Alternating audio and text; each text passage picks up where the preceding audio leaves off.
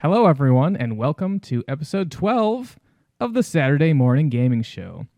It is December 14th, 2019, and I am your co-host, Thefatwizard, joined today by two other co-hosts who we have here. xWater, right? Yeah, that's me. What's going on, guys? And we've got Jaku. Hey, that's me. Thank you both so much for joining us on your very first, but hopefully first of many Saturday Morning Gaming Show podcasts. And today we're playing Shining Force for the Sega Genesis. This was actually released in July 1993 in North America. And I'll tell you what, this is probably one of my favorite RPGs, maybe even like top 10 games of all times. How do you two feel about it? It's actually a game that I really loved as a kid, which is a little weird. So I'm like kind of on the younger side of retro gaming, and a lot of the time, like, this game was out when I was a year old. Like, I'm a 92, but I think at some point when I was a kid, there was this like PC Genesis collection that I got, like, me and my friend went in on together, and it had Shining Force in it. And we're like, I've never heard of this before, and we started playing it, and that was my first ever tactical RPG. And as a kid, I remember loving it, and I didn't remember the details of it like all that well. So going back in and revisiting it for the show has actually been super fun and really cool. So I liked it a lot. Yeah. As a kid, I would rent this or Shining Force 2 a lot. Didn't really understand a lot because I hated reading in video games back in the day. Okay. Like, who didn't as a kid? Like, how often did you just skip through all the text in a game? So much, and turns out they explain how things work. Yep. With that, yeah. So I was confused. Well, there wasn't. Like, it's not just reading in the game, but there was also manuals you had to read. Did you skip those as well? Yeah. No, well, because I rented, so that it didn't come. Oh, right.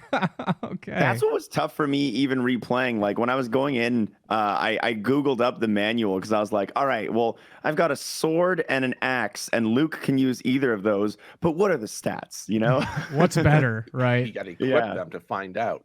Exactly. Yeah, exactly.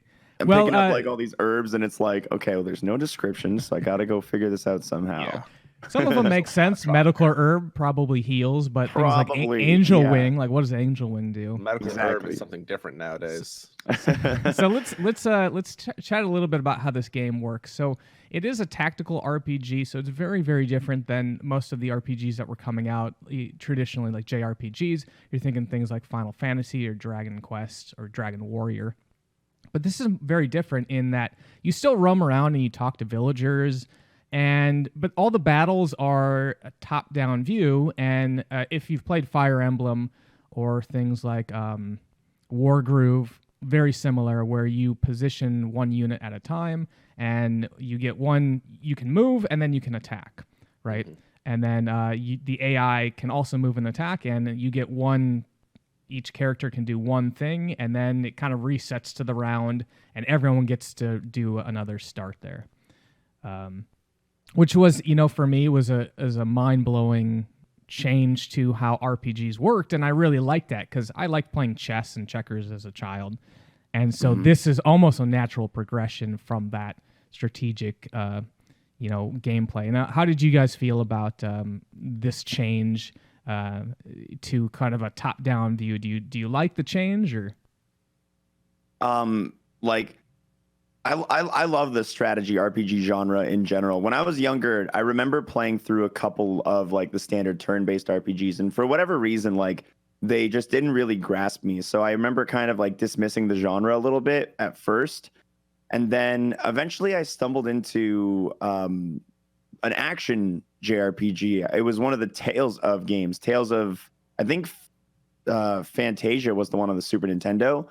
And it was so interesting to have an RPG that has a battle element that's not selecting a move and attacking and then waiting for the enemy and then doing the same. So that kind of like started opening my mind up a little more, like, oh, RPGs can be more than just like you hit, they hit, you hit, they hit, you hit, they hit, And so Shining Force's approach and the rest of the tactical RPG genre of like, like you were saying, a more chess-like battlefield, it's, to this day, I think my favorite RPG genre, because I just love so much. I love going in and like looking at the stats of the enemies and saying like, where do I position my warriors so that my archer can best strike next turn, all that kind of stuff. Like there's so many levels of thought that can go into it, and it really does make you feel like a master tactician, which is just so fun.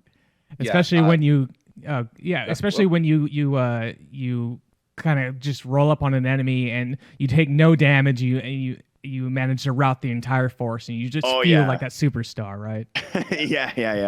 Yeah, xWater took a lot of the words out of my mouth, but like just the fact that you can move your character around on that map and you can kind of plan your moves a lot more and use them for your advantage, because like you said, your archer, they can hit a few spots away, and so they're a safe distance, whereas other players have to get up close, and so they're going to get attacked next round if you don't take them out. And so you can do a lot of cool stuff where like, hey, this character can't cross the water, but you can shoot from there, and what are they going to do? Nothing. You can't do nothing. Yeah. So let's dig into a little bit about what we're actually seeing. So the game starts and you're in the kingdom of Gardenia, and it's in the land of Rune. And you start off with this character named Max. That's his canonical name, but they actually want you to change the name to enter in your save file. And he kind of looks like a 80s action star. You know, he's got big poofy hair and then a headband and then a cape. Yeah. But he's your first character, and he's the only character that you have to keep in your party. And what's really cool about these tactical RPGs is they give you a ton of characters. So if you think about a traditional JRPG, you might get like 6 characters throughout the game, and you can only have like 3 of them in your party at any time, so you have to swap off. But in this game, it's like almost every 30, 40 minutes, you're picking up a new character, to the point where you have to start, like, you probably have like 25 different possible characters, and I think you can only have like 12 of them in your party at any time. So what we just saw was we picked up a couple characters out of the bat. Right off the bat, we have Lao, and he's your healer. And then you have Mei, which is sort of this knight that attacks with a polearm. And then you have Ken, which is the same thing. And then you have... Sorry, Ken isn't introduced yet. Oh, he is. Yeah, actually, we're seeing him. And then Tao, which is you start with Ken and you get Mei after the first That's battle. right. Yeah. And then you have Tao, and that's your magic user. So you kind of start out with the Holy Trinity, right? You've got your tank, you got your DPS, and you've got your healer. Yeah. And did you guys? It's a cool cast of starting characters. Like, and it's funny to watch them go through, because just like any of these like tactical RPGs, one of the most important like factors when you're playing is the RNG stat growth. So what I was curious about from your guys' playthroughs is like, who ended up shining and who ended up like sitting back in the base, and like after about chapter 3, you're like, all right, I gave you a chance, but I'm sorry, Hans, you're being benched. Because for me, Ken ended up being a superstar. Yeah. Well, I've played this game so many times that I specifically wanted to take characters that I've never played with before, or usually relegate to the bench there. So I'm really we'll talk about some of the more characters later on, but I am interested in comparing notes to see what our ending party ended up like. So we just did a couple battles, and what's really interesting is the way that you lose in a battle is if your main character, aka Max, is killed. And for people that are watching the video, they might have noticed that I mispositioned Max in like the 3rd fight and immediately ate it. I'm like, ah. And so you get teleported. That's happened a couple times. It happens often. At least for me, you get kind of reckless. You're like, there's only 1 or 2 guys left here. Let's run them in there. Yeah, and they sneak up and do like 14 damage. And it's like, what is that? Or they'll do like a massive crit. Yeah, do like 30 damage. But what was really interesting about this miscalculation is I got teleported to this place where you get resurrected, and I was introduced to a new character that I'm like, what? Where did this guy come from? And his name is Gong. And he's like a battle monk, which is kind of interesting because, traditionally healers are very bad at attacking. But Gong, he's not as good of a healer, but he can actually hit people in the face pretty hard. I don't know if anyone else here had discovered Gong and decided to use him. No, I did not get him. I replaced Low with Gong when it came like to a later stage, because I loved just the fact that he was also like, he's a healer, but he's not afraid to throw down. That was cool. And also in that same area is this little hamster. Who found Yogurt the hamster, aka Jogurt?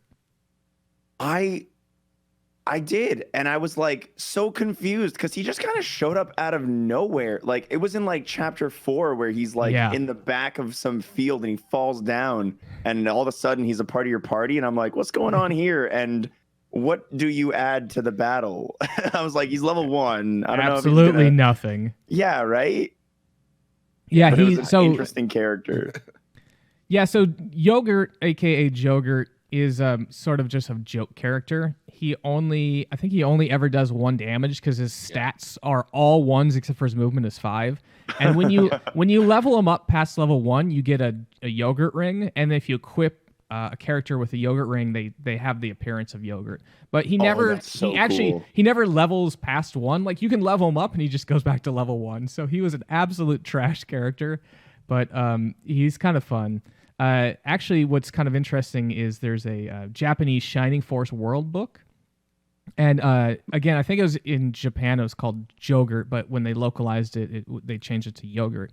Anyway, he's a helmet-wearing hamster, and apparently his kind or his race are strange creatures from the evil planet Yogurt. So not a planet I'd want to inhabit, but I could see how it could be very evil. How's a planet evil? Right.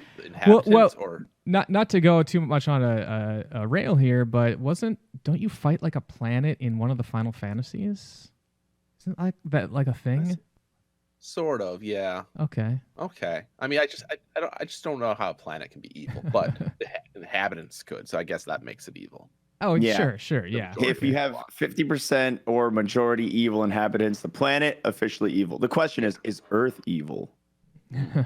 Yeah. Good question. That's what the listeners. We'll save that for the Sunday morning.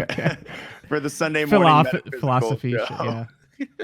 So one of the things I really enjoy about this game is the story, and it definitely goes some places, and there's a lot of political intrigue, as much as Genesis games had that. And so we just got to Alterone.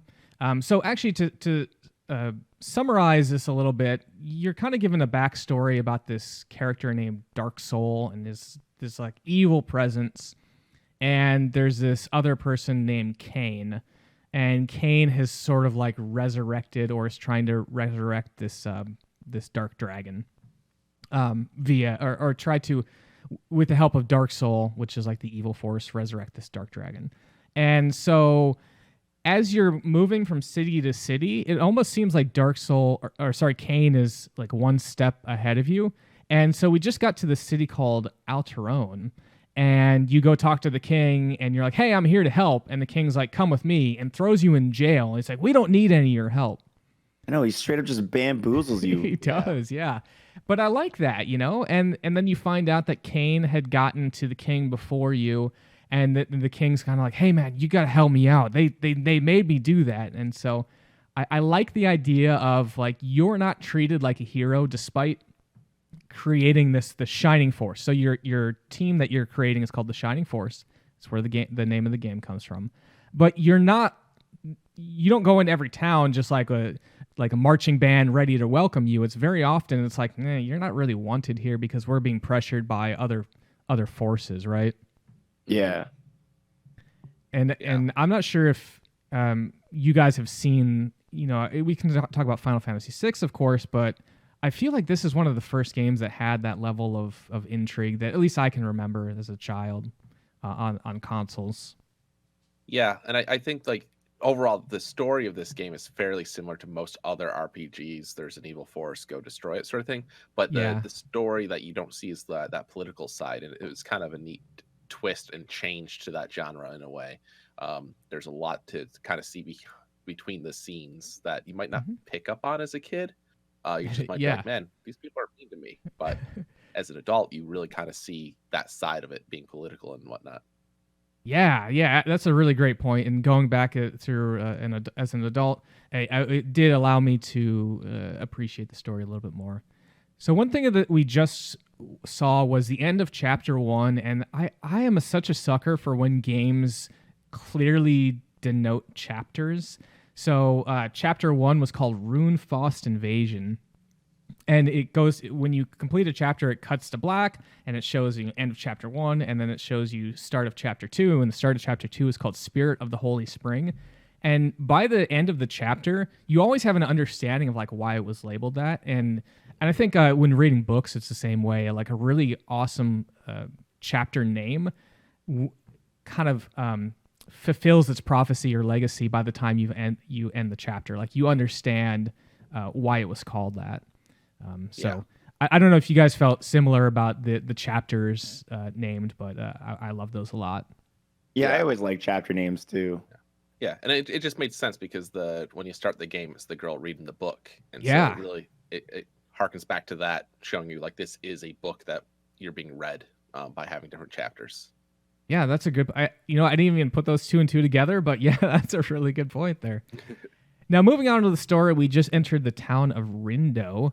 And this is the first part of the ability to get one of the most powerful characters, Domingo, and you find like this little monster. It looks like almost like an alien monster thing or a battle toad. And there's a scientist. It's like, hey, there's a Domingo egg. You should go pick it up. And I like this because there are hidden characters that require you to do certain things, and most of the hidden characters are pretty overpowered, and so that was a lot of fun. But in the Discord, I was like posting, I'm not sure if anyone picked up on that, but all the hidden characters that were really worth getting, I kind of like posted images and with like some real cryptic hints there. And so I'm not sure if anyone took a look at those and found the hidden characters. But who here picked up Domingo? I don't think I got Domingo, but yeah, I didn't get the egg. Yeah. Okay. It's like use it during battle at some point or something. I think it said. I don't remember, but yeah, a lot of stuff, a lot of the hidden stuff I didn't pick up on. I just kind of played through the game. I was on a plane for the majority of it, so like I didn't have a chance to look anything up. And I'm like, that's probably the better way to go for me. Yeah, it's like the 1993 way of playing the game. Yeah, we'll see Domingo later because again, you have to hatch his egg later on.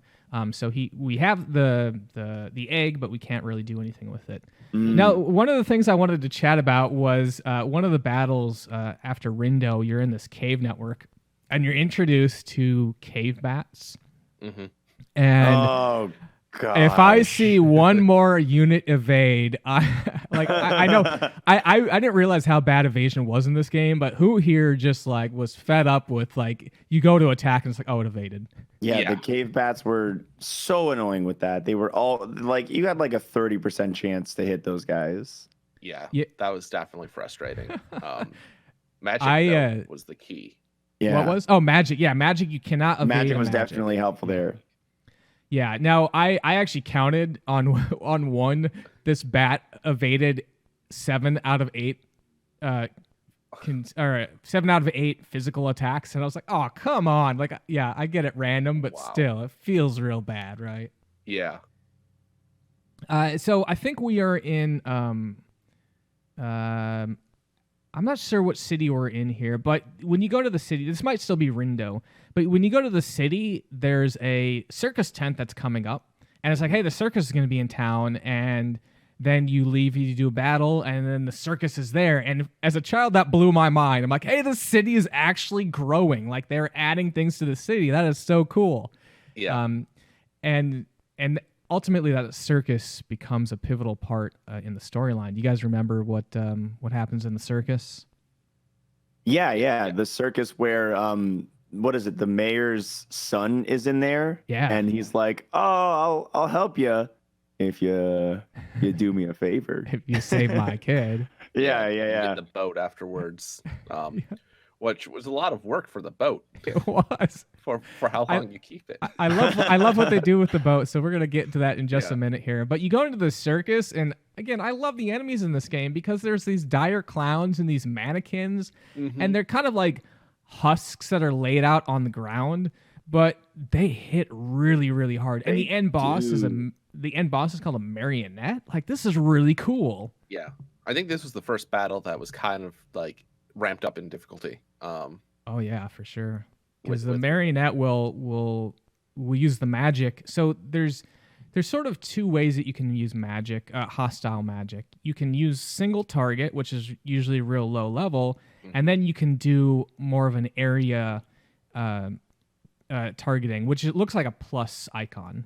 So you can basically hit 5 targets, and a lot of the bosses will use that multi-targeted magic thing. So you have to be very careful that you don't position your unit in like a plus sign, because you're like, oh, now you're eating 5 sources of damage. Yep. Yeah. And especially with your main unit. Okay, so I gotta ask, while we're still kind of early on, but did either of you guys have like this experience where, because this is what I did as a child, where the first time I played it, I learned very quickly that when your main unit dies, your main character, you lose the battle. But any other unit, you just pay a meager like level cost times 10 fee to heal them. And I don't know about you guys, but gold, never an issue. Never an issue, yeah. When I was a child, my strategy was to take Max, shove him to the back of the battlefield. You're not fighting. I'm not losing this battle. I'll just revive whoever else. And I just let him sit there at like level 3 for the entire game as a kid, which later on becomes a bit of an issue. Yeah, that is a strategy to start with. I think one of the things I really enjoy about this game is it's not difficult. Like you said, you can kind of just like, all right, frontline all your units and save everything for the back. But what I really enjoy about this game is trying to min-max the characters, because when you kill, to level up a character from like 1 to 2, actually from any level, it's 100 XP. And when you kill a unit, assuming that it's within the level range and all that, you get 49 XP. But if you just deal damage to the unit, you'll get like 12 XP. So a lot of times what you want to do is you want to get a unit to like 2 hit points and then let one of your weaker guys just kind of clean up and get all that XP. Yeah. And so much of the game for me was more about like, all right, well, this is my strong unit and I could kill this one, but I'm going to make him go forward and kind of weaken up the other guys. I don't know if you guys did anything similar. Oh yeah, always. It's a game of like winning the battle, but once you know you're winning the battle, you're like, okay, how do I optimize who's getting levels right here? Who do I want to see flourish? Yeah, and Max does become very powerful if you kind of harvest him and let him level up, but it is dangerous to move him into battle because if he dies, it's back to the beginning. Definitely played more aggressively with him this time through. Yeah, I kind of didn't do too much planning with the leveling. I kind of just was like, okay, let's move to the end. Let's kill as many people as we can, kill them all, sort of thing with whoever. Because for me, I didn't know how much free time I was going to have. And I'm like, I want to beat this. I want to get through it. So, I kind of powered through some of those battles. And let's just say at the end of my game, a lot of characters probably were a lot more underpowered than they should have been. Okay. You had like 4 just god tier units, and the rest were like, I'm here. Hi. Yeah. I wanted to go a little bit back to gold because xWater, you mentioned about having lots of gold. So there is so gold serves a couple purposes in this game. One, to resurrect the units, but that's more of a pittance. What gold is more useful for is buying the occasional weapon upgrade. There's also an item store that will sell you some healing herbs and stuff like that. But for the most part, I don't think I actually used any healing herbs ever. I just kind of like squirreled them away and like, yeah, whatever. Very rare, yeah. Yeah, it was very rare to have them, and like I bought them at the first time because I'm like, oh, might as well have some. But same. It was very much like, I don't really need these. You know what it is for me too is like, is the inventory management is a little bit tedious. So I was like, it's what? Bad, yeah. I'm just gonna let my healers do their job and it makes them feel useful. It keeps their morale up. That was like my headcanon for why I wasn't using healing herbs. Yeah, the inventory management and just the way you interact with things, not the best. And I was trying to think of why. And the only thing I could think of is like maybe this game started as a Sega Master System game where they only had A and B, but it came out in what, 93? Oh. Yep. So, Well, North America 93. oh, true. Yeah. I think it was the year before So I for wonder what Japan. was. But I wonder if it started as a Sega Master System game with only 2 buttons, and that's why we have what we have. Yeah. Because that's a good point, because there's like a very high level of difficulty when it came to like navigating menus and stats. Like one thing that I love doing is like going through and seeing like, okay, what's this guy's like strength compared to this guy, which you can totally still do, but it's definitely like there's a lot of menuing to get through all of that. So I didn't check in on them super often. Maybe like once a chapter I'd be like, all right, so like what's Ken's strength compared to Luke's and who's faster? Yep. And that's really useful when you start getting more characters than your actual party can allow. And then you're like, all right, well, which character is better? Is Ken better or is May better just on the raw stats? And trying to filter through all that. So we actually just completed chapter 2, and we're on now chapter 3 called The Secret Weapon of Runefoss. The secret weapon we haven't got to yet, but it's actually really cool. But we are super cool. Yeah. We are in, I think, Bestoke is where it is. And this is where you meet a character named Kokichi. Who got Kokichi? Yeah. Yeah. Is that the like flying gyrocopter guy? Yeah. Yeah, you know what? I didn't end up getting him. Okay. So what you have to do is you have to talk to him in the city here and watch him fly, and his flying works a little bit, but then he ends up crashing and then he comes back later. So this is again kind of a multi-sequence thing where you have to explore the game kind of thoroughly. Yeah, I think I talked to him, but I didn't tinker with his machine, and I think that's probably the part I missed. Yeah. And so what you do is you do a battle here. Again, in the video, we kind of skip through most of the battles and just show kind of the highlights because a lot of the battles play out the same. You're just grinding out XP. Yeah. So we're in the city, and this character named Xylo has been... he's a werewolf, but I think he's also like... I don't remember. He's got some sort of ailment which is making him very aggressive towards people, and you can get this lunar dew item. Actually, you get a moonstone, which you can give to an alchemist, and he creates this dew. Yeah. And you can pour it down his mouth, and he joins your party. And Xylo is an absolute beast. Xylo is literally, quite literally, He's so good. No, he was immediately the best. Like, as soon as you get him, it's like, if you're not using Xylo, you're crazy. Because not only is he, like, super powerful and fast, but he can also move through rough terrain with relative ease. Yes, yeah, he and his stats grow astronomically. Oh my lord, I know, they were wild. This is one of those where when I said I wanted to have new characters, there were still people I just could not pass up. And Domingo was one of them. Xylo was like he's a shoo-in for like best character there. So, Xylo's awesome. He's this really cool dude. He's this werewolf. And got this kind of white hair and like super muscly. By the way, we haven't talked about how the battle plays out. When you move your characters around, and they attack, it cuts to this battle scene, and it shows both units, and they do an attack. And his attack, he jumps up in the air and punches the enemy. It's so cool. Yeah, he does like an aerial sweep, which is just so badass. Yeah. Now, we just went to the battle. It has the secret weapon of Runefoss. What are we looking at here, folks? That was dangerous right there. Pretty sure that's the Large Hadron Collider. Shooting particles. It's like this really massive laser beam. And what it does is... Actually, this battle is one of the more unique battles. Most of the battles you fight are just like kill all the units. But this one is this big laser, and it counts down. Every time it has its turn, it counts down. So it says like 10, 9, 8, and then 7, 6, 5. And when it hits 0, it says fire, and anything on like within 4... so it does like the straight line, like 4 hexes wide, and will just annihilate anything, doing like 20 points of damage to anything, regardless if it's an enemy or a friend. And so you want to, as much as possible, position yourself away from that straight line.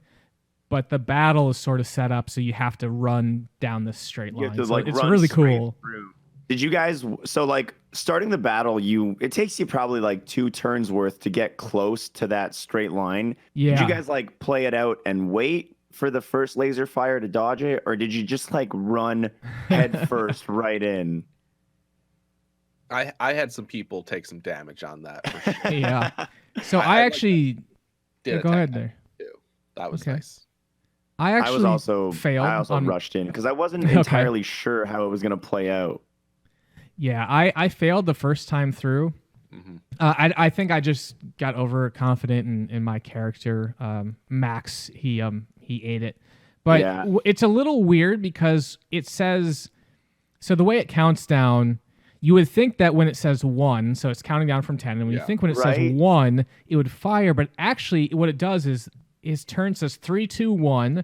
And then his next turn says fire. So you actually have a little bit extra time than you'd think to dodge. And I was playing a little more conservatively. I was hiding everyone at like 4. Oh, we got to talk about this right here where. Oh, yeah. Like you could talk to that priest and you can get that guy. But like the character placements in the towns and stuff when they walk away from you behind like counters and stuff or just stand in your way for an unreasonable amount of time. My goodness, that was so frustrating. It was, especially because often there'd be narrow hallways, and you'd go in to get something, and then someone would come in and block your exit, and you're just like, oh, okay, I want to get out of here now. That's when so I played it on the Switch with the Genesis collection, and they have that speed up feature as well as the rewind. And I gotta say that speed up feature came in handy for a lot of those situations. You're sitting there and you're like, this guy is in my way and he won't move. Just hold that R button down and he's gone in a second. Yeah, that's super useful. I have to admit to using the rewind on occasion. Sometimes in battles, I would do like a magic attack to heal, but I'd heal the wrong person. Oh, no. Like, I'm pressing like right, thinking it's going to go right, but it starts on the top. Right, yeah, because it gives you like a directional diamond, and you think left is going to go left and up, down, down. But instead, it's like a list, and it's like right goes to the next one, and there's no way to know which is next and which is not. I was going a little too fast, and I'd be like, right A. Oh no! Like I can't not do that. I got to rewind that. Yeah, because that happened to me as a kid so often. I remember I'd be like, no, I didn't want to do that. Why did I just want to keep playing, but I don't want to. It's the chaos of battle. Commonly said thing during a strategy RPG. No, I didn't want to do that. Okay, so this guy right here, Elliot, right? Elliot, yeah. I love Elliot. I thought he was one of the coolest characters in the game because he's like, you meet him and he's straight up from the get-go. He's like, I know whatever's going on here. Like, I know I'm on the bad side of things, but here's my shtick. Mm-hmm. I am all about loyalty, and I serve this king or this guy. And listen, we're gonna meet on the battlefield, and no hard feelings, but I'm not gonna betray my king. So even if he's like being weird, so we're fighting. Yeah, that's cool. Yeah, so he's a cool guy to begin with. Also, like a cool dragon warrior, which is super cool. And then on top of all of that, he ends up being this like really, I'd say like the first boss in the game that's really intimidating. Like the marionette had like, I don't know, 34 health or something, had strong magic, and that was spooky. But you roll up to this guy and he's like 80 HP, and you're just like, what? He's got a ton of hit points there. Yeah. Yeah, and so Elliot, you meet him in the traveling city of Pau, I think. Pau, P-A-O. Another cool concept. Every like chapter has a cool concept city. Yeah. And then you do that battle out on the battlegrounds, you kill Elliot, and then it's like, oh, the city's comes back. Actually, so what happens is you're in the city, and then they take off and go somewhere, and then you do your battle, and the city comes back. And when the city comes back, that's when you meet a character that says, hey, I've got a thing that can warm eggs. I see you have an egg. Why don't you let me warm it for you?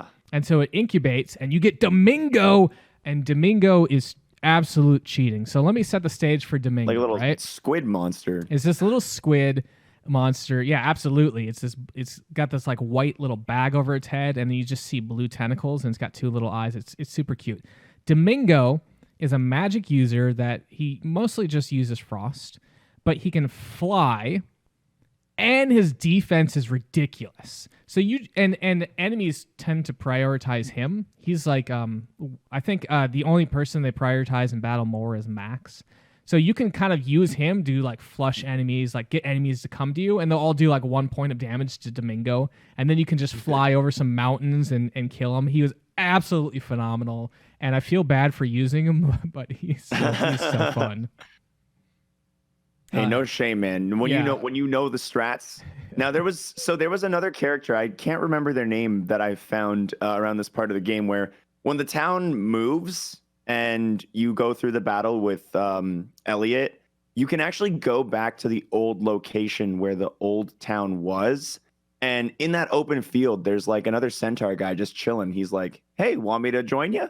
And I thought that was kind of funny that you get rewarded for like revisiting the old site of the town if you, for whatever reason, decide to do that. That was like one of the cool things about this game, was that like so many nooks and crannies hid these like cool unlockables and like little Easter eggs, where it's not really like the level of detail I would expect out of a game that's like so old, Yeah, I absolutely love that. And that's one of the things that I feel Fire Emblem has always missed, is that opportunity for just discovery and freeform exploration.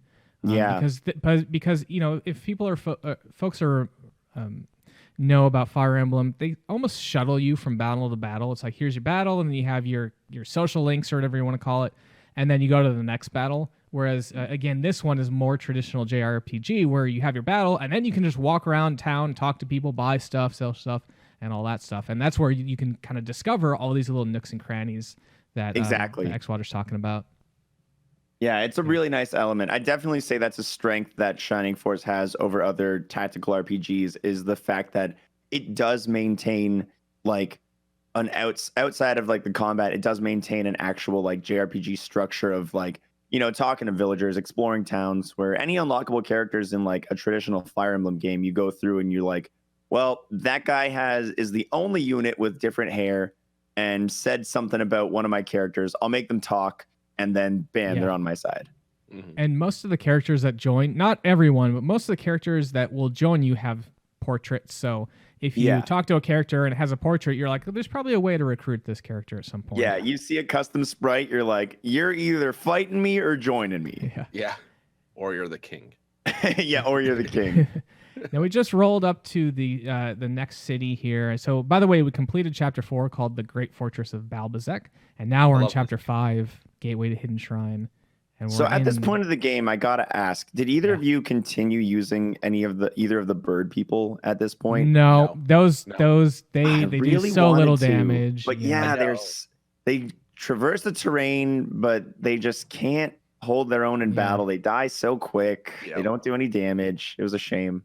Yeah, so they were really cool in design. Yeah, I like that, but I too was like, I can't use you guys. I really like this king though, because he's like, there's no rule that says I can't also own a shop. Like, you walk up to the shop and it's completely empty, and then all of a sudden the king just comes out and he's like, "Hey, how you doing?" And there's 2 shops, and he has both of those, and then he'll run away and then go back to his throne, and you can talk to him. So he's kind of running the whole city here, the commerce of the city, which I really enjoy. And again, lots of real tongue-in-cheek writing in this game. It's very enjoyable, and it kind of makes me crack a smile as I walk through. Although there are some kind of real serious heady tones there. You got this real dark evil, light versus evil. So that's not tongue-in-cheek, but a lot of the characters are kind of like almost self-aware, right?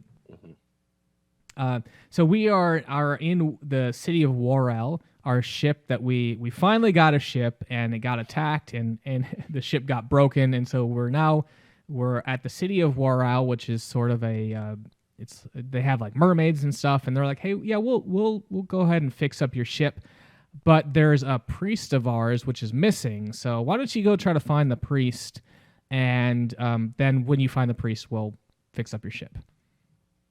And doesn't the king say something about the build too, like just tell people about us or something? Yeah, because I think once you fix up the ship, he's like, great, that'll be 100,000 gold or like 1,000,000 gold pieces, and you're like, okay, and he's like, just kidding, just let people know about us. This is the first time an influencer was given something for free and just set the stage. Really, just It was all set the downhill from precedent for there. it. Yeah. I don't think Max did #ad when he went to this town. Sponsored by Naro. Yeah, that's a good point there. So I actually wanted to talk a little bit about some interesting things that were mistranslated or changed from the Japanese version, because we have a little bit of a downtime here. I think this is a good spot. Sure. So what's really interesting is that in the Japanese version of this game, Max had amnesia and was found washed up by the beach by Lao, and became best friends there. And that was actually scrubbed from the English version or the North American version. And then also we find out that Max is the brother of Lord Kane, which I think we get some sort of... we haven't really interacted with Kane yet too much in the game. I always do feel like there's sort of this brotherly connection when they talk. I don't know if you folks kind of also notice that they seem to be sort of like they like know each other. But in any case, the other thing is I actually kind of found that was funny was, so you were talking a while ago about Luke, right, xWater? Yeah. So Luke was actually a mistranslation. His original name was Lug, which then when they had another character named Luke in future Shining Forces caused a little bit of confusion on like, wait, which one is the real Luke here? So there's a lot of differences, and this is why I really love digging into the games here, because there's always these like really weird... The effort of these translations were always kind of... there were weird things that happened and it never really made sense, but they made for these really interesting... factoids about your favorite games here. Yeah. The washing up on the shore, I don't want to talk about the ending, but like that makes more sense a little bit, I feel like. And at the end, yeah, absolutely. That's a great point. So like I think that really ties it together. Return to where you started. Yeah, exactly. So it's kind of interesting that didn't make it over to the US version, and now I kind of feel it's weird when those things like, because there's no like reason for that not to make it over. I like off the top of my head, it's like, why would that get scrubbed from this version of it? Yeah, that's a great question there. But in any case, let's move on to the next chapter. We're on chapter 6, the Descendant of the Sacred Dragon, and we arrived at the city of Rudo, which is like run by children, which is a little weird. All the kids are like, "Hey, we're building the infrastructure in this town." Some Peter Pan stuff going on here. Yeah. And then you're placed in, when you get into this next battle, you're placed in another one of these mountain maps, which... Oh, it's terrible. Oh, my... I gotta say, out of all of the combat decisions for like creating maps, really got tired of the mountain maps with like all right, all of your units can move 2 squares each turn. Yeah. Except for some units, like Except Xylo. for some, Xylo, who again MVP of everything. And but that kind of like, I always felt like, I gotta hang Xylo back, because if I let him just be the Rambo this up over here and just go kill everything, he's just gonna become this overpowered guy that... And it's like that experience management again that we were talking about. Did you guys tend to defeat all the enemies, or did you kind of go for the goal at the end of the maps? I usually went for all the enemies. Yeah, I did too. And it's also not always clear what the goal is. Sometimes you kill... You'll kill like an enemy that's like called Master Mage, and I guess that's like the boss, if you will, of that encounter. And then all the other enemies will die. And you're like, wait, there's still like 150 XP points I can get here. I didn't want to waste those. We just got the dragon character. Blue. Yeah. Now I kept him for a little bit, probably longer than I should have. Yeah, Blue. Blue's a baby, and I got rid of him kind of right away. Yeah. I liked him, but a lot of the flying types is too easy to get rid of them, because they do so little damage, and they just get completely clobbered. I think when you promote Blue, he will become more powerful if you invest resources into him. But at this point, we're kind of like 3/4 through the game, and it's like we don't really want to... You don't really have time to babysit. Yeah. Yeah. And here's the It's other. like the whole idea behind catching a Dragonair or a Dratini in Pokemon. Like, sure, you can get it to level 55 and make it a strong Dragonite, but is it worth the time? Look at this Yeah. guy knowing all the Pokemon levels. I do know. I did look this up because I was interested in promoting and whatnot, and like you can promote after level 10, but it's recommended to wait till like level 20 Level for 20. the best stats. I did that for all my characters. Yeah, that's insane because you got to wait so much longer. Yeah. But they become so much more powerful. Yeah. I was always kind of like, that was always kind of ingrained in me from playing so much Fire Emblem games where typically you want to like hold off for as long as possible to, gain the most stats while you're still your first class. And I think you mentioned it, Wiz, but in this game, you can level up beyond level 20 when you do promote. Is that true? Yep. Yeah. I feel like every time I play the game, I have to relearn that because I forget. But yeah, the stat growth slows down considerably, but I believe the max level is actually 99. So you can actually go quite a while. Yeah, so like there's no punishment to promoting early, like in a sense of capping out on level, because you're not going to hit level 99. It's just and you when won't you gain as fast. When you lose battles, you actually keep all the XP and all the gold and stuff like that. Also, I've seen people play really hard, like other RPGs. There's the single character run where you can say, "I'm just gonna do max," and a lot of that is just grinding him out. And so what you'll do is you'll go to a battle and kill like all the units, and then you'll cast. Max has this character, or Max has this spell called Egress, which will teleport you back and reset the fight. So a lot of people will just they'll kill everything except for one unit, and then egress, and then start the fight and really grind out those levels. That'd be some tedious work right there. Speaking of tedious work here, we are on another level which has a very large surface area and tons of mountains and woods. Yeah, and is this the one where like a C shape essentially? Yes. So you start at the top of the sea. And then back left. That's correct, because you're trying to go into all the castle while there. going over top of mountains and forests and yeah. Yeah, that one was a little like, oh come on, why'd you make it so big? Like I like that the world's big, but like within reason, guys. Yeah, and often I think a lot of sorry, go ahead. Often they'll take like 45 minutes, and sometimes you get impatient, and then again you make a stupid move. You make that main one character mistake. dies, and you're like, no, another 45 minutes. Yeah. Which is where that Genesis Collection Rewind really comes in handy. I started a few battles back. I noticed that there was treasure chests during the battles. Like the first cave I think had them, and so like I always made it a thing to open all the chests because I'm like, I don't know if we're gonna ever have time to come back, around. Right? And I know at some point there is a weapon, and I don't think we reached it just yet. But there's a weapon that you can only get in a battle.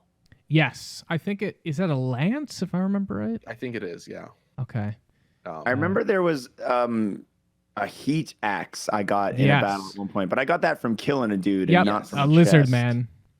Yeah. And some of those weapons that we talk about, you can't actually use until you promote your units here. Yeah. And this fight that we just fought, so it's the end of chapter 6, and you fight, I think her name's Michelle or something like that.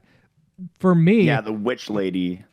For me, most of my characters are around like 16 to 18. And this was actually a hard wall for me because they were expecting me to do a lot more damage than I could. And this character will essentially one-shot any of your characters. She does so much damage. So you want to just burn her down as quickly as possible. But she's got like 70 hit points. My characters were doing like 6 or 7 points of damage, which is fine. The problem is all the bosses in this game heal in between rounds. So you'll do maybe 20 points of damage, and she'll heal 15, and then she's killing one of your characters, and so it's just this real battle. And eventually, I think I did that battle like 5 times until I was finally large. My characters are strong enough, to promote them, and then I was like, all right, cool, then I can kill her. I want to talk about getting the weapons in fights. Like there was like some things where you kill lizard and you get that axe. But if your character had max inventory filled out already, you wouldn't get it. You wouldn't even get a warning, I believe. Right. And so that was one of the frustrating things about this game again. But it isn't gone forever. Yeah. Yeah. Did you know that? Forever. And no, it's not. It's actually not. It's not gone forever. Oh. Yeah. So here's the weird thing. They don't. Again, there's a lot of things they don't explain in this game, and so I don't know if you ever went to the shop. So when you go to the shop, there's a couple things you can. Section. Yes, you can buy, you can sell, and there's like specials. And if you go, if you're, unless you have that situation, you're like, oh, what sort of specials you have for sale? And they never have specials. So I think after a while, you stop looking. Like, why is this even here? Yeah. Oh my goodness. Yeah. I didn't realize that. Yeah. So I wanted to point out another area. We're in Prompt. And there's this area where there's a poster on a wall that you should be able to read, but when you read it, it's like nothing's here. And I never really spotted this, but after you get imprisoned in Prompt and then you are broken free, you can go back to that letter and read the letter on the wall. Anyone do this? I did, yeah. All right. Did you do it because you knew about it, or did you just happen to stumble upon it? I just happened to stumble upon it. I saw the note on the wall. I'm like, what's this? Let me search. And well, boom. Again, that note, you can't, when you search it initially, nothing happens, but you have to do it after you break out. Yeah, I missed it the first time around. Oh, which nice. Is why that worked for me, because otherwise I wouldn't have been like, oh, let me check it again. This is another one I posted a clever little hint on Discord. I'm curious if anyone spotted it. But you get the samurai Musashi. Musashi, him and Xylo could probably just take out the entire army here because he's sort of slow moving, so you can give him a mobility ring to give him a little extra movement. And he's got this katana that shoots out this blue spark thing. And this thing does so much damage. I just did 35 points of damage to an ice worm, which killed him in one hit. He is so strong. He's got like 70 hit points and tons of defense. So he's sort of just the real busted unit in the game. Yeah, he was definitely useful, but he was a little slow moving. Yep. So like by the time I got him somewhere, Ken had already taken out half the people. Okay. Yeah. And so we're now going up to the tower. We passed Prompt and we're in the ancient tower, and we met two characters. Again, we're still getting characters this late. You get Aleph and Tarasu. Aleph, I think he's like a cat thief, and Tarasu is a priest or a bishop. And I actually didn't switch off to him, but did anyone switch off to Tarasu? No, I think at this point I had my party. Yeah, I think that's the point. Yeah, most people probably do that. One of the really great things about this healer, though, it has this spell called Aura, and Aura actually heals things in. It'll heal like up to like 10 or 12 things. It's a very, very large area, so you can just kind of collect your whole party and cast Aura on everyone, and just like, all right, cool, everyone's healed up now. Yeah, so he's very, very powerful. Yeah. Now, earlier we got this Sword of Light, which is a really awesome looking sword. It's like this, this sword that glows white. And then we just got the Sword of Darkness, and the sword glows black. And the king in Prompt tells us we need to go back to, I believe the Shining Path is actually the thing that we can forge what we've been told is the ultimate weapon called the Chaos Breaker, which is the combination of light and darkness. So cool. I don't know. I'm kind of a sucker for like this real cheesy light and dark coming together to form the, it's like Transformers of weapons, right? But it is pretty awesome. Yeah, this is really cool. And then you get the best Adam. Sword, man. Yeah, you do forge Chaos Breaker, and then you go into things are starting to get more like technology here, and you meet Adam, which is this robot. Did anyone try out Adam at all? No. No. I like robots, but like I said, like I was already done with my party, and I was like, this is near the end. Let's just finish not it waste up. any time. Let's get this done with. Oh, sorry. Actually, it looks like you forged the Chaos Breaker after you do that battle. But yeah, Adam's not super great. I think once you level him up long enough, he can become powerful. But he comes out of the start just like punching people for 1 damage. You're like, get out of here, man. But you put the You put the Sword of the Light on one pedestal, Sword of the Dark on the other pedestal, and you get the Chaos Breaker. Did you guys know that you could use items in battle? Use weapons in battle? I didn't know you could use weapons in battle. That's Yeah. amazing. Did anyone try to go get the light sword again? Oh, I didn't. No, can you? You can't, but I You tried. can't. So you take the Chaos Breaker. It's like, all right, now I'll take these back. I take all of them. they were I still will there. Yeah. That's a good point. Yeah, Chaos Breaker. So they don't do a good job of telling you can do these things. There are some weapons, like the Heat Axe, for instance, you mentioned, that allows you to cast, I believe, Blaze. And that's cool. A lot of weapons. What will happen is when you use a weapon, they have a certain amount of charges, and as you use it, before it breaks, you'll get one message. It will be like, "Oh, Max uses the fire axe, but cracks start to appear," and that's when you can use the fourth option for the weapon keeper, which was repair. I don't know if you guys saw what is repair. Yeah, I saw repair, but I'm like, none of my weapons broke, and when my characters died, nothing happens. Yeah, I wasn't sure when that came into effect. This all makes so much more sense now. I know, right? It's so many little details that are fun to play around with. Here's the very last character here, Hanzo. Hiding in the flower bush. Yeah, as you go into Runefoss, the very last city, you meet Hanzo. He's in the bush, and he's got like a little flower there. Again, I posted that on the Discord. I'm curious if anyone picked that up. And I am right now in the video, I'm just kind of going through the tavern. This is the place where you drop off characters and put new characters in your party.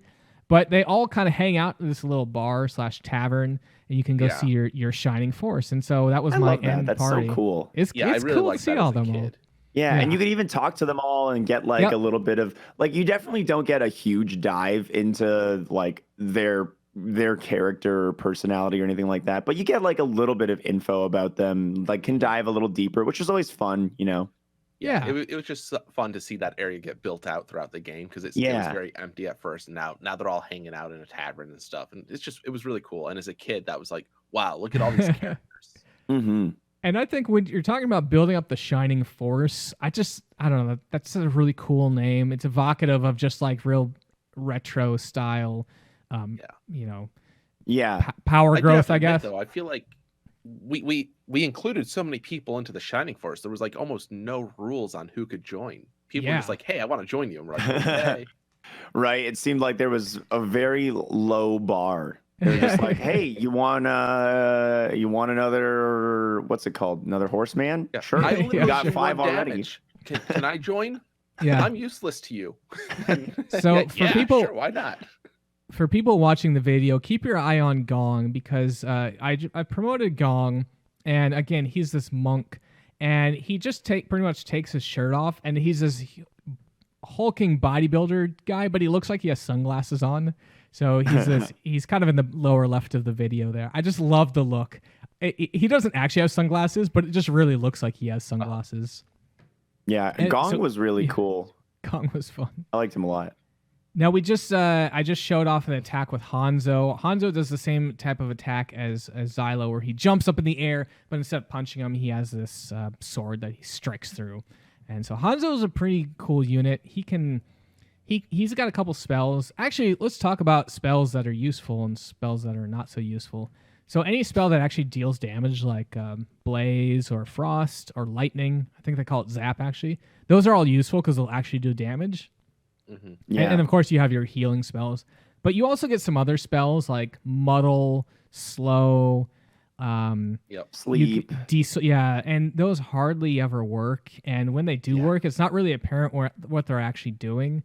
And that's sort of unfortunate, because a lot of the cool, like, oh, cool, I got a new spell, and it's completely worthless, so I'll never use it. Yeah. But one of the spells that Hanzo has is De-Soul.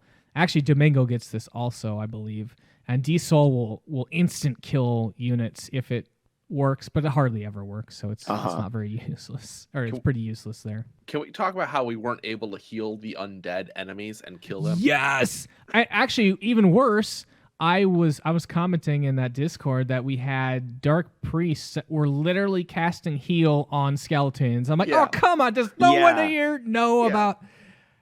and I get it, a dark priest casting heal, maybe it's not actually heal, but it's like a dark something heal. Else. Yeah, dark heal. But that was just like, my lord.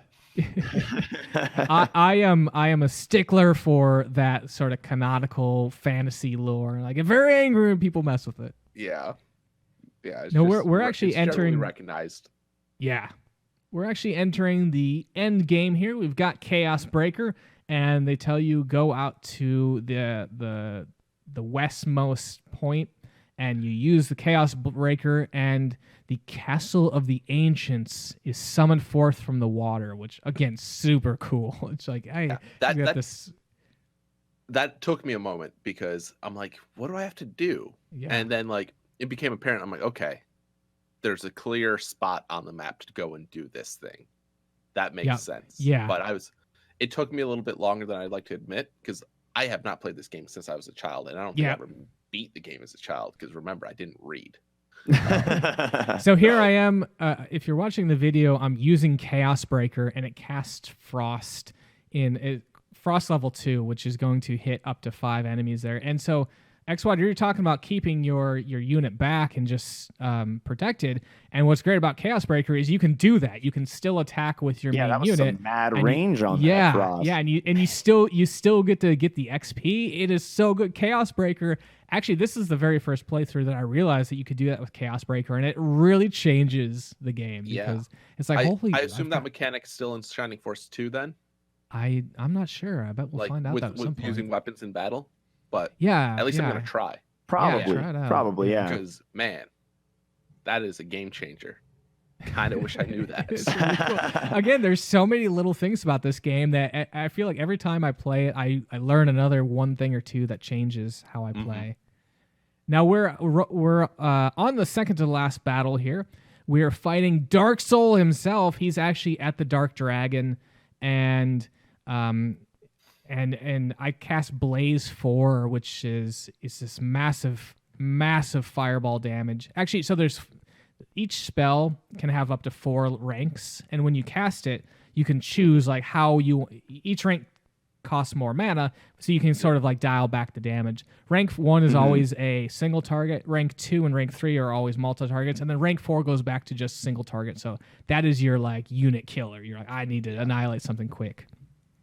But you go to Dark Soul. Dark Soul should have just like attacked us at the start when he he probably should have. He just kind of holds back. Yeah. He's like, it's like you guys every make one it of to these me. RPGs where they could have just like nipped this in the bud, but they're like, you know what? You're not worth my time. I'll let my minions attack you. Yeah. You think after the second battle with your minions failing, you're like, okay, you know what? Let me just take care of this. This is. Let's not leave this one up to chance. I'd like to see that game and just like the player get decimated and like that's the ending. That's the ending of the game. You don't win. You completed it.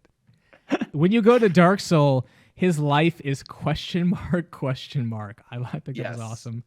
But that just means that it's more than 100. Once you get it below 100, it will then tell you how much damage you have. I think it would have been cool if it was just question mark the whole time. You're like, I'm just pumping out damage as much as I could. Seeing what happens, yeah. They just couldn't fit 100 on the screen is what it was. And they're like, how can we make this look cool? Yeah. So this is the very last fight against Dark Dragon. I want to hear what your strategy... Actually, someone set up the scene, and then I'd like to hear the strategy, how you cleared it. Well, the scene we got in front of us here is...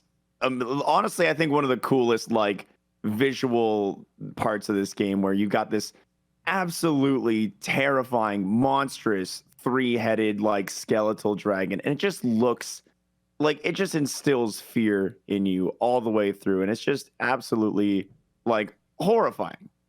It's one of those things where in a Genesis game you don't really expect anything to like really shake you, but like this thing is actually really scary.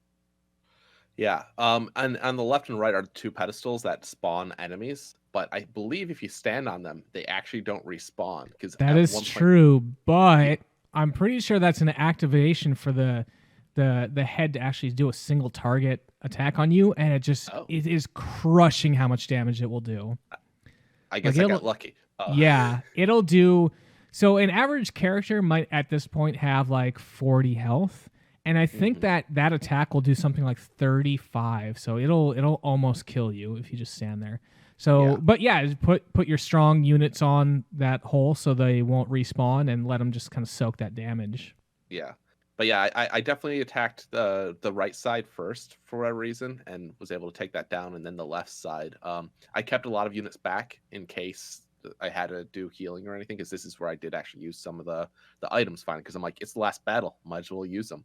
Yep. Yeah. And What's I actually through pretty quick, luckily. what's sort of funny about this fight is one of the things I tried out to see if it would work is so you get to Dark Dragon and you're like, oh, I want to heal up, because actually after you finish the fight previous, you're still like, any units that died are out. They're not coming back for the third fight or the next fight. So I was like, I'm gonna egress and go back and heal everyone, and I come back and they make you redo the second fight again. So you're like, you gotta redo both. Yeah. I mean, that's fair. Yeah, it I makes did enough like sense that. with how it like plays out.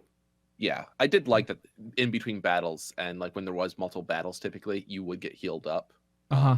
Yeah. That was a nice little like, that's fair. Yeah. Now, once Dark Dragon is down, they'd say, "Hey, Max, go kill him with your Chaos Breaker," and you put the Chaos Breaker, you stab the dragon with the Chaos Breaker, and it's like it's locked in. You can't let go of the sword, and the sword is stuck in the dragon, and then the whole castle starts shaking and crumbling. And with your last effort, you egress the rest of your party, but unfortunately, you're not able to make it out, and so the castle goes down, and presumably you're still in it. Yeah. What a martyr, man! What I a know. guy! It's kind of sad, and It and is. your party is It's one of those games. Yeah, your where- party where is out your there. character, like, no matter what you did, like, Yep. you're like, oh no, he's dead or he's gone. And Mhm. I think this was the first game I can remember now where, like, yeah, that happens. Mhm. You won, but at the sacrifice of yourself. Yeah. Yep. I kind of like that. I kind of like that ending too, because it's like most RPGs will bring the really like traditional and cop out, like, oh, but with our friendship power, we were able to We with our saved strong you. bonds, we were Yeah. able to save him. It's like, no, you know Power of what? love That's saved just how we're us. finishing it. Yep. And so you see some final moments with the party, and then it cuts back to the very beginning of the woman there with the book who was telling you the story, and he just kind of says, "Hey," and that's what happened. But she kind of leaves a little bit of a little hint. It's like, "Hey, that's what people think happened, but we all know what really happened, right?" And so you get the idea, like, oh, okay, so everything that just happened was being read to me by this woman, and so presumably, I think she kind of hints that she's reading the story to Max, right? Yeah, that's what I was thinking as well. Yeah. And then they cut to the credits, but I've kind of cut that part out for the video, and Yeah, it we'll was see the long. credits at the end. But it cuts to this closing scene, and there's this farmer who's talking to this robot, and it's like, "Hey, fancy seeing you around here. You really came here from a long way away. Like, what are you doing?" And so you think this farmer's talking to this robot, right? Hmm.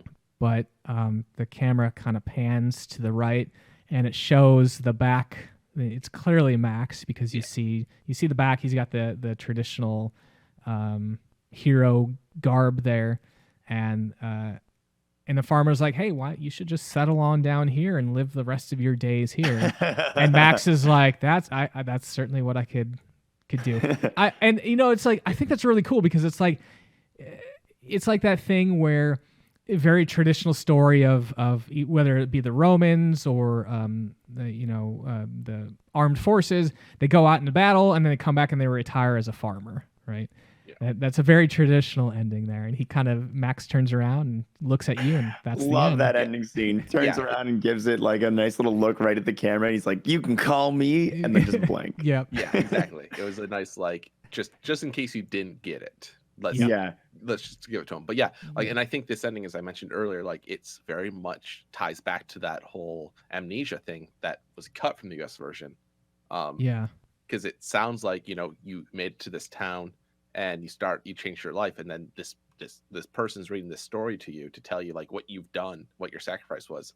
But it was really cool way to wrap it up, and I think losing that beginning kind of ruined it for this version. So knowing it now, though, I'm excited. Yeah. Makes it better. That's awesome. So closing thoughts. Did you guys enjoy your time here? Yeah. I had a lot of fun playing the game. There's definitely some frustrations of the gameplay in the 90s that this had. And like, I remember liking Shining Force 2 a lot more, but I think it's a lot of the things that I had problems with in this game in terms of, equipping things and item management and stuff like that are still present in the next version. But Yeah. overall, like, the game's fun. The story, it's your typical save the world. There's an evil guy. You need the special sword, but the stories in between that, the politicalness of it, the playing that side of things and going to the towns, and having towns kind of grow and change. Because we had the very first town, we left it and we came back and it's all destroyed. Oh, right. Yeah. So we had a lot of that throughout the game, and it was really kind of cool. I think it was like one of the first times you see this in a game of this time. So it's definitely a classic, and I'm glad to finally have been able to sit down and play it all the way through and kind of get an understanding of what they were going for back then. But yeah, it was great. It was a fun time. It was a perfect game to the start of this because I think we all had some connection to this game in some way, and so it was good to find that and do this. Awesome. xWater, how about you? Any closing thoughts? Yeah, I think what I really, really like about this game, I mean, the things that Jaku mentioned are all really great, like the evolving towns and everything. But when it comes to the cast of characters, I think that's also where it really shines, where, I see what I did there. They're so fun to pick up. Right. But no, like, you have so many choices between characters. And while, like, there isn't, a huge difference between, like a warrior or a swordsman, and there's all these other classes. It's just, I love how many different types. Like, you got the gyrocopter dude, you got a ninja, you got a samurai, you got warriors, you got archers, you got mages, you little got tentacle with a hat. hamsters. You've got so many different units that you can like interact with and play with, and that's just so much more detail than I would expect from like this kind of game, right? And that, I think that's like a huge part of its charm, is just how wide the cast of characters is. Yeah, I would have liked to have seen more like variety between the characters' interactions and having a whole different branching path of things with different characters interacting. But I understand for the time that was probably insane to think about, but it set the groundwork to have that sort of thing. And the cast of characters was amazing. So I think for its time, it definitely like really made a big splash and laid a strong foundation for like quality tactical RPGs, because there's so much that it did so well. I think the only parts that it really kind of falls flat is just in the strict mechanics itself. I know what kind of frustrated me about the battles was like having the turns be like not knowing who's going next, who's gonna go where. It's always a mystery. Sometimes, like, Luke's gonna go 2 times within 5 units. Sometimes he's gonna wait there for like 3 days, and it's just like, I don't really, it makes it harder to plan it out. But although I gotta say, when you've mispositioned a unit and you're like, oh, I just need this one unit to go, there's always that nerve-wracking moment of when the cursor starts moving towards the unit, like, oh, is it gonna get an enemy or the one I want? So yeah. Awesome. Well, thank you so much for joining us on this amazing game. So we got a couple wrap-up things here before we sign off for good. So again, big shout out to all of our Patreon supporters for this episode. We'd love to see you all in the Discord hanging out with us. I think this game in particular had a lot of chatter, so it was really fun to see everyone's experiences. I think we got some new people that had not played this game before, so it was fun to give them kind of subtle clues there. The other thing to remember is that if you do support us on Patreon, we are giving out a Christmas card. Sorry, it's a holiday card, actually, where Lobos and I did a quick little photo shoot. It's very retro-inspired. I love it. And they're signed, and we're going to be sending those out to people that are our supporters on Patreon. And so any tier will get you that. So head on over to patreon.com/Saturday Morning Gaming Show to learn more on that. The other thing I wanted to talk about, we have a special holiday stream coming up. A special holiday podcast coming up. And we're looking for people to send in audio clip of 1 to 2 minutes of one of their favorite gaming memories. And those will be included on a future episode. So I would really love to hear if you've got something that you are real fond of remembering for Christmas or any other holiday that's gaming related. Please shoot on over an audio recording, upload that to SoundCloud, and shoot that over to either Saturday Morning Gaming Show at gmail.com or on the Twitter at SaturdayMGaming. Now, I also wanted to talk a little bit about the Hall of Heroes for Shining Force. So the Hall of Heroes is a chance for you to flex your gamer cred. All you need to do to join is beat the game of the week. And once you beat it, just send in a screenshot of the credit screen with your name somewhere nearby, and you'll be awarded some points, and you'll be included in our Hall of Heroes. And so we actually have our Hall of Heroes. I'm going to go over real quick just to congratulate those people that did manage to beat Shining Force. This was a long game, right, Jaku, xWater? How long did it take you to beat? Because I had the fast forward between battles and stuff, I was able to complete it basically on 2 plane rides, about 8 hours each, so 16 hours or less. Okay, so all not right. too bad. Yeah, probably somewhere in that range. I will say I very liberally use the fast forward to, speed through like combat scenes and stuff like that. And I also, shamefully enough, used the rewind when I needed to. If I put Max in the wrong spot, I was like, all right, Max, maybe that spot's gonna get you. Maybe you're supposed to be down over here instead. Yeah, right? maybe we take you and put you 3 squares away from the enemy instead. And so yeah, like the little benefits out of the Genesis pack on the Nintendo Switch definitely gave me the ability to speed up that playing a little bit. It's a long game. She's hard to get through in a short enough time. Yeah. Yeah, well, we're glad you guys managed to finish it, and we're also glad these other 2 individuals managed to finish it. The very first one, I believe this is a brand new entrance to the Hall of Heroes. We have Mickey Mole. Congratulations. Sent in a message that said completed Shining Force. So we have them up on the screen. Awesome. Congratulations on that. And the next one, of course, we've got Gaming Steiner still here representing the top of the leaderboards. Gaming Steiner says, that was a tough one, but absolutely one of my favorite tactics experiences. Loved every second of this wonderful classic. So thanks so much, both of you. And then, of course, let's take a look at the leaderboards just to see where everyone stands. Again, this is only episode 2, so we have many more episodes for people to jump in on those leaderboards and make their mark. So starting from the bottom, we have number 3, which is the Joyful Dragon with 10 points. Number 2 is Mickey Mole, a big 20 points for completing Shining Force. And of course, Gaming Signer number 1 with 30 points. So if you want to get on here, there's plenty of space. All you got to do is beat the next game. And with that, I want to talk a little bit about what that next game is. So xWater and Jaku, when you think holiday movies, what movies do you think about when you're home alone? Die Hard. Die Hard. Apparently, let's go with Batman Returns. People have been using that one on me lately. Or maybe on the nose of Home Alone. Home Alone! How did you know? We're going to be checking out Home Alone we're going to play it both on the Super Nintendo and the Sega Genesis because they're both pretty short. The Super Nintendo one, there's actually 2 modes, but even the longest mode, Expert Mode, only takes 40 minutes to complete, and we have an hour episode, so we're going to devote 30 minutes to each.